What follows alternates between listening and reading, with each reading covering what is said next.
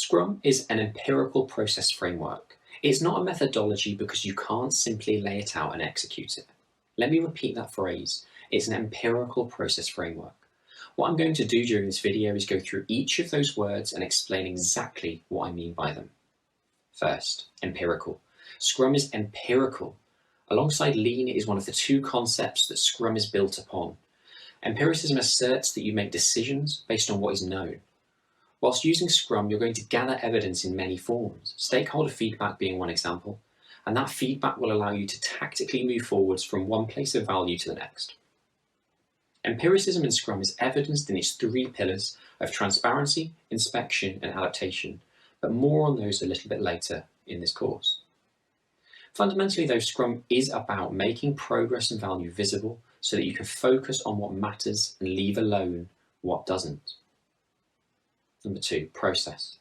You may hear some people refer to Scrum as a 3-5-3 process. 3 accountabilities, 5 events, and 3 artifacts. But it is so much more than that.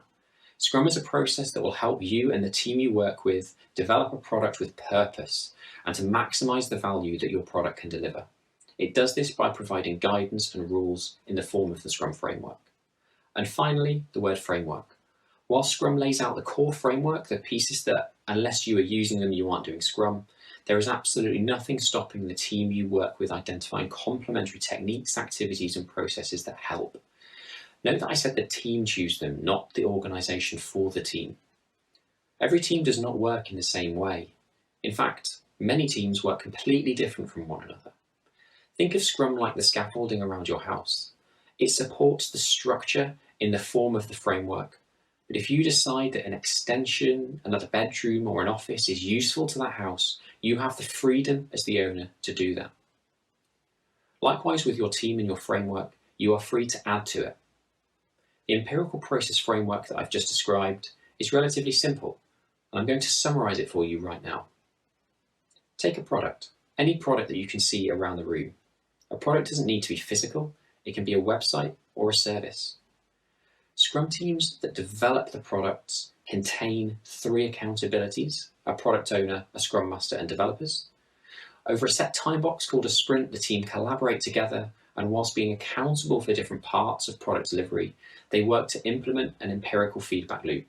They utilize Scrum events, of which there are 5, to hopefully achieve this loop.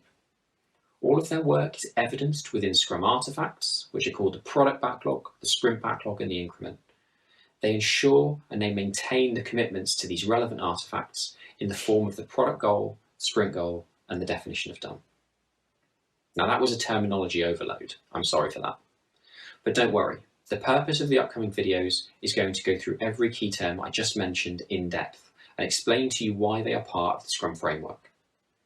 Here's your first little activity. I want you to pause the video now and remember and note down the 3 accountabilities, 3 artifacts, and 3 commitments that I mentioned. Can you remember what they were? Now hopefully you managed to remember a few. Replay the video just to check you got them right. The takeaway from this video is that Scrum is an empirical process framework and that Scrum creates an environment for this empiricism through a combination of accountabilities, artifacts, events, and commitments. There's not a lot more to Scrum than that, but it's the knowledge of how they are used purposefully that we'll be focusing on in this introduction guide.